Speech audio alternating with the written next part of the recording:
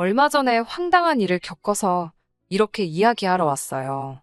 지금도 생각하면 심장이 벌렁거리고 어이가 없어서 욕이 절로 나옵니다. 이제 갈라서서 남보다 못한 인간, 남의 편이라서 남편이라고 한다더니 그 말이 딱이네요. 남편과 저는 같은 중학교를 졸업한 선후배 사이입니다. 이후로는 오랜 시간을 오빠 동생으로 지냈고 그러다 20대 후반이 되어서야 사귀는 사이가 되었지요. 다른 연인들처럼 투닥거리는 시간도 있었고 다신 보지 말자며 헤어짐을 고한 순간도 있었습니다만 결국 2년의 연애 끝에 부부의 연을 맺게 되었네요. 길다면 긴 시간 동안 남편과 알고 지냈고 종종 만나기도 했었지만 결혼 이야기가 본격적으로 오가기 전까진 단 한 번도 시댁 식구들을 만난 적은 없었습니다.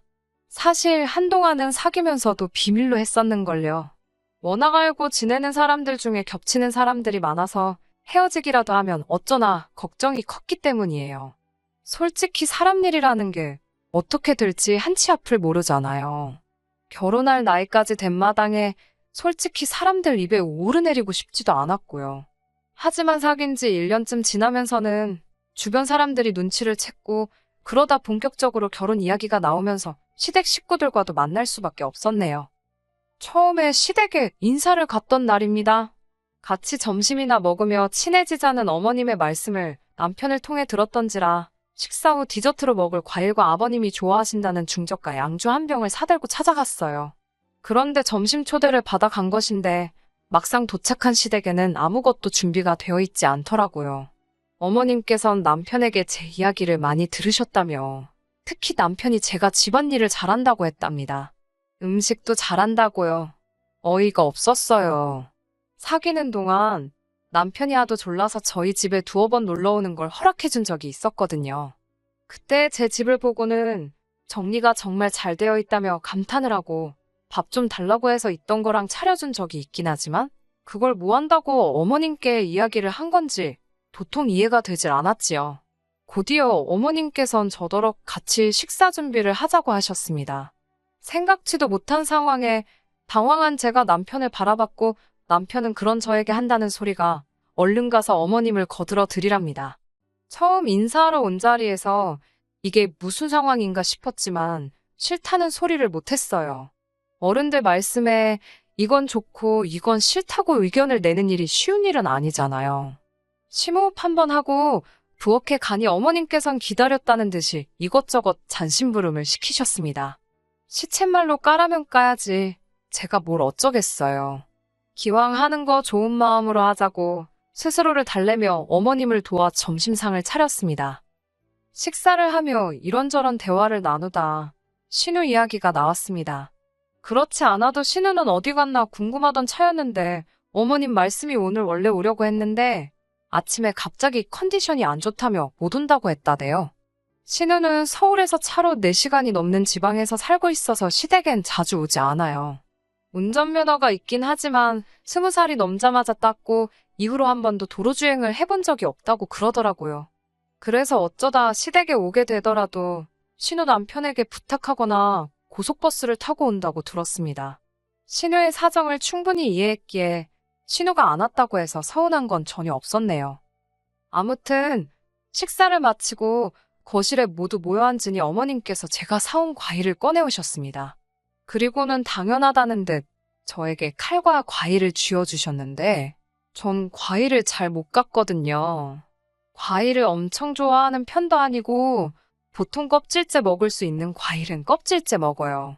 쑥스러운 이야기지만 키위 같은 경우에도 저는 껍질을 까는 게 아니라 반딱 잘라서 수저로 퍼먹는 식이라 잠깐의 고민 끝에 못하는 건 못한다고 하는 편이 좋겠다 싶어서 솔직히 말했어요. 그러자 남편이 그럼 어머님이 깎은 과일을 며느리가 집어먹기만 할 거냐며 그건 좀 아니지 않냐고 고개를 갸웃거리더군요. 이때는 좀 어이가 없어서 오빠도 어머님이 깎아주신 거 먹지 않냐고 웃으며 받아쳤습니다. 그러자 순간 남편이 멈칫했고 뭐라고 표현하면 좋을지 순식간에 분위기가 얼어붙었다고 표현하면 적절할까요? 거실이 어색한 공기로 차오르는 순간 아버님께선 저더러 할 말은 꼭 하는 편이냐 물으시더니 가끔은 참는 것도 중요하다고 하시대요. 한마디로 입 다물고 하라면 하면 된다. 그 소리를 하고 싶으셨던 거겠지요? 저는 해야 할 말은 꼭 하는 편이라고 어쩔 수 없이 한 번 더 대답을 했고, 결국 분위기가 너무 가라앉아서 생각보다 일찍 시댁에서 나오게 되었습니다. 뒤따라 나온 남편이 저더러 시부모님께 조금만 더 상냥해질 수 없겠냐고 묻더라고요. 그때만 하더라도 남편이 꽤나 조심스럽게 부탁을 해왔기에 저도 순순히 해보겠다고 했습니다. 하지만 남편에게 분명히 말했어요. 항상 내 편으로 내 입장에서 생각하고 행동해달라고요. 어머님 아버님이 무리한 부탁을 하시면 오빠가 적절한 선에서 컷해주고 막아줘야 한다고 당부했지요. 남편은 알겠다고 자기만 믿으라 했고, 정말이지 순진하게도 그 말만 믿고 결혼했습니다. 결혼하고 처음 2달 동안은 저희 두 사람 사이에 큰 문제는 없었어요. 정말 사소한 거, 양말 뒤집어 벗어놓는 거라던가 치약 아무렇게나 짜쓰는 거, 그런 걸로 다투고 삐지고 그러기는 했지만 보통 1시간도 못 가서 풀어지기 일쑤였고요. 당연히 그런 문제로 남편과 못 살겠다, 헤어져야겠다, 그런 생각은 안 했지요. 그러다 신혼의 집들이를 가서 생각지도 못한 일이 터지고 말았습니다. 식을 올린 지 3달 차가 되던 무렵 신우가 이사를 했습니다. 전세에서 또 다른 전세로 이사를 한 거라 솔직히 집들이까지 할 필요가 있나 싶었지만, 빌라 전세에서 아파트 전세로 갔다는 사실이 신우에게는 나름대로 의미가 있었던 모양이에요. 신우는 저희 부부와 시부모님을 초대했습니다. 왕복 8시간이 넘는 여정이었는데 시부모님이 드라이브 한다 생각하고 제 차를 가지고 가자고 하시더군요. 문제는 제 남편이 운전을 못합니다. 한다는 소리가 평생 서울에서 나고 자랐고 자기는 계속 서울에서 살 생각이라 굳이 면허 딸 생각을 못했다고요. 필요성을 못 느꼈다나요? 상황이 그렇다 보니 운전을 할 수 있는 사람은 저와 아버님 뿐이었는데, 솔직히 이른을 바라보시는 아버님께 그 먼 장거리 운전을 부탁드릴 순 없었지요. 말이 나와서 말이지만 어머님이 참 야속하대요. 하지만 제 속을 아는지 모르는지 남편은 휴게소도 있으니 쉬엄쉬엄 가면 되지 않겠냐고, 시부모님 연세도 있으신데 편하게 모시고 가zap니다. 말이나 못하면 밉지나 않지라는 생각이 절로 들대요. 결국 어쩔 도리 없이 시부모님 모시고 신혼회로 향했습니다. 오전에 어머님께서 볼 일이 있으시다 해서 11시가 좀 넘어서야 출발할 수 있었습니다. 차는 막히지 않았지만 어머님과 아버님이 번갈아 화장실을 찾으셔서 휴게소란 휴게소는 다 들린 것 같아요. 덕분에 신혼에 도착하니 오후 5시가 다 되었더라고요. 좀 쉬다 저녁 먹으면 되겠다 생각했는데 어이없는 상황을 목격했습니다. 상만 세팅이 되어 있고 음식이 하나도 없더라고요. 순간 상견례 때 기억이 떠올랐고 바로 짜증부터 올라오대요. 신우도 제 그런 기분을 눈치챘는지 실실 웃으면서 한다는 소리가, 어머님이 일전에 제가 그렇게 솜씨가 좋다고 자랑을 하셨다면서 그래서 제 손 좀 빌리고 싶답니다. 자기가 재료는 다 사놨다면서 불고기랑 잡채, 그리고 이것저것 후딱 양념만 해달라나요? 아니, 음식이 양념만 해놓으면 저절로 익나요? 남편은 이번에도 얼른 가서 솜씨 발휘를 해보랍니다. 정말 내키지 않았고 하기 싫었지만 그래도 온 식구가 모여서 저렇게 뭐가 좋다고 희희낙낙 거리는데 찬물 끼얹어 뭐하나 싶어서 꾹 참고 양념만 해줬습니다. 그리곤 거실로 돌아가서 모르는 척하고 있었더니 아니나 다를까 신우가 다시 한번 저를 부르더군요. 같이 얼른 마무리해서 빨리 식사하자고, 아버님 배고프실 것 같다고요. 저도 배가 많이 고팠기에 나오는 욕을 참아가며 도와줬네요. 그렇게 식사를 마치고 어머님 아버님은 피곤하다며 방으로 들어가셨습니다. 거리가 멀어서 신혼에서 자고 가기로 한 상황이었거든요. 그래서인지 신우와 신우 남편, 그리고 제 남편까지 셋이서 술을 말 그대로 들이붓기 시작했습니다. 저는 원래 술을 좋아하지도 않고 괜히 실수할까 싶어서 안 마셨고요. 셋 다 슬슬 취하기 시작해서 별 쓸데없는 이야기나 해대길래 전 먼저 자려고 방에 들어왔지요. 하지만 자는 환경도 달라졌지. 방문 밖에선 셋이서 부어라 마셔라 떠들어대지.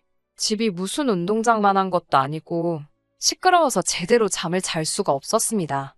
5시간 넘게 운전대를 잡고 있었던 데다 오자마자 음식을 해대서 온몸이 저리고 아픈데 정신은 말똥말똥하니 환장할 노릇이었지요.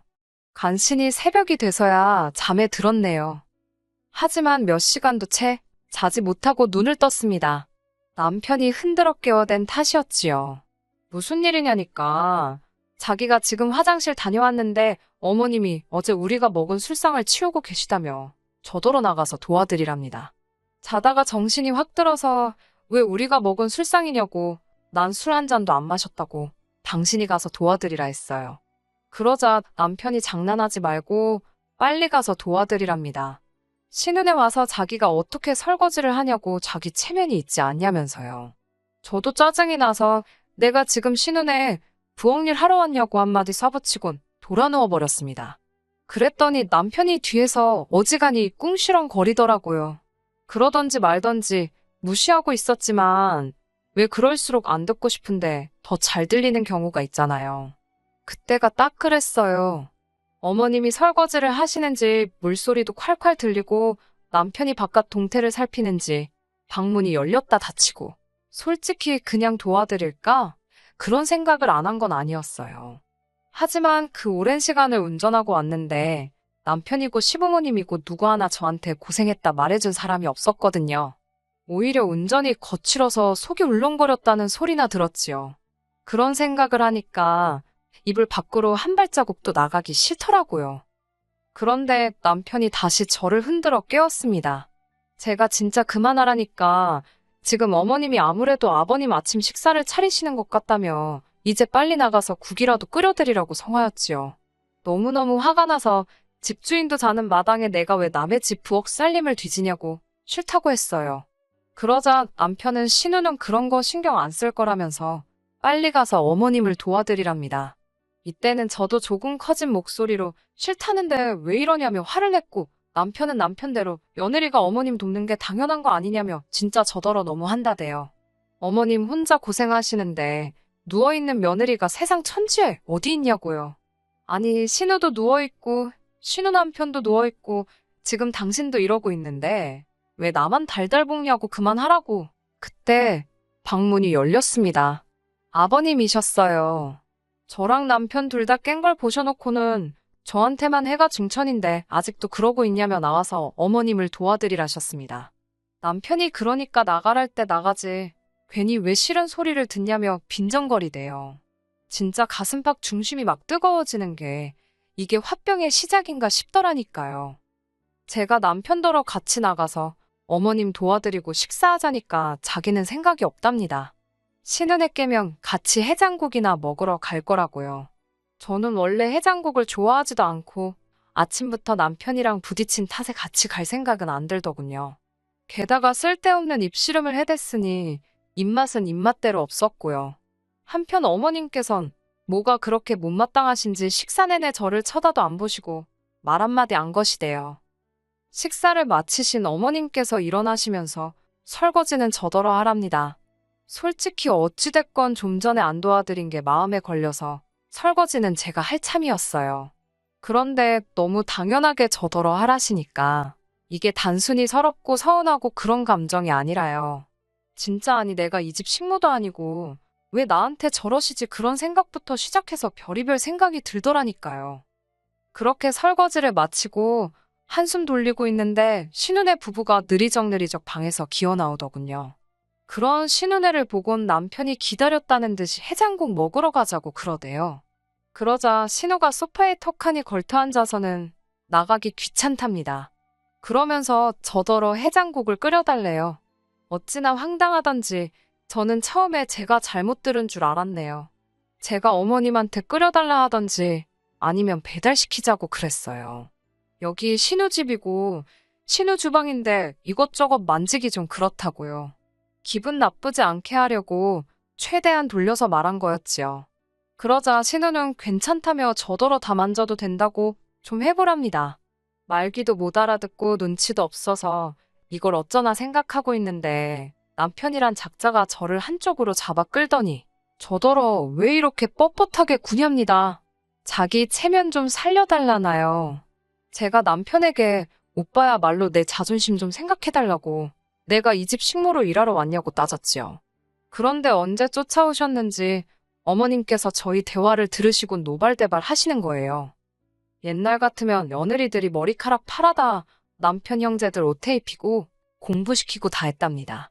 지금 저더러 그러라는 것도 아니고 국 좀 끓여주라는 건데 뭘 그렇게 말이 많냐면서 제가 황당해서 아니 지금이 무슨 옛날 고리짝 배골른 시절도 아니고 무슨 말씀을 하시는 거냐고 따졌습니다. 온 가족이 아주 나를 부려먹으려고 작정을 한 사람들 마냥 왜 이렇게 일을 시키지 못해 안달이냐고 소리를 홱 질렀네요. 그러자 이번엔 무슨 선수교체도 아니고 남편이 나서서는 저더러 어머님께 그렇게 달라드는 며느리가 어디 있냐입니다. 저더러 그렇게 안 봤는데 무서운 여자라나요. 저도 질세라 남편에게 그렇게 안 봤는데 한심하기 짝이 없다고 쏘아붙였어요. 그리고 남편이 안 보는 틈에 제 차키랑 핸드백만 챙겨서 신혼의 집에서 나왔습니다. 오로지 집에 가야겠다는 생각밖에 안 들더라고요. 출발한 지 1시간쯤 되어갈 무렵 남편에게서 전화가 걸려왔습니다. 남편 입장에선 어떻게 보면 제가 자기랑 싸운 직후에 사라진 거잖아요. 걱정할 법도 한데 1시간이나 지나서야 연락을 해왔다는 사실 자체가 서운하면서도 어이없고 허탈하고 그렇더라고요. 마음을 달래고 전화를 받으니 대뜸 적당히 하고 들어오랍니다. 제가 들어오는 거 좋아한다고 웃기고 있다고 받아쳤는데 전화기 너머로 내비게이션 소리가 들렸던 모양이에요. 저더러 너 지금 어디냐고 설마 너 그래서 제가 먼저 맞다고 나 지금 서울 간다고 쏴붙였습니다. 남편이 한숨을 쉬더니 장난하지 말고 빨리 차 돌리랍니다. 고속도로에서 차를 어떻게 돌리냐고 이 무식한 인간아 제가 한껏 빈정거리며 대답을 해줬어요. 그제서야 남편도 상황이 심각한 걸 눈치챘는지 진짜 왜 그러냐면서 일단 와서 이야기하잡니다.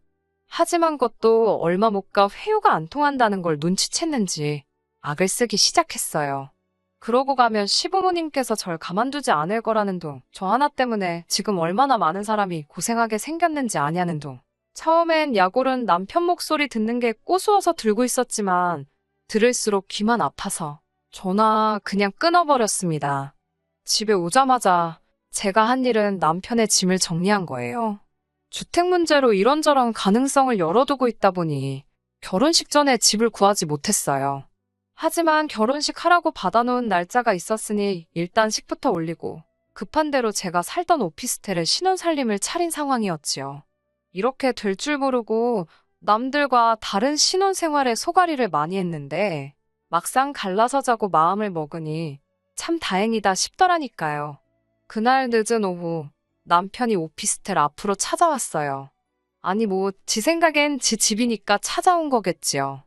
현관 앞에 꺼내놓은 지 짐을 봤는지 문이 부서져라 두들겨서 경찰을 불렀습니다. 사실 집안에 친정 부모님도 계셨고요.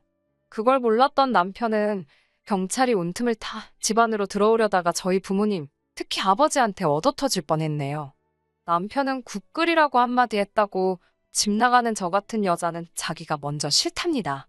그러면서 자기는 지금 쫓겨나는 게 아니라 제 발로 나가는 거라며 지인들한테 헛소리하지 말라나요? 저는 걱정하지 말라고 내가 겪은 일 그대로만 이야기할 거라고 했고요. 지금 저는 너무 행복합니다. 끝까지 들어주셔서 감사합니다. 오늘의 사연은 여기까지입니다. 구독과 좋아요, 알람 설정 부탁드리고 더 좋은 사연으로 다시 찾아뵙겠습니다. 감사합니다.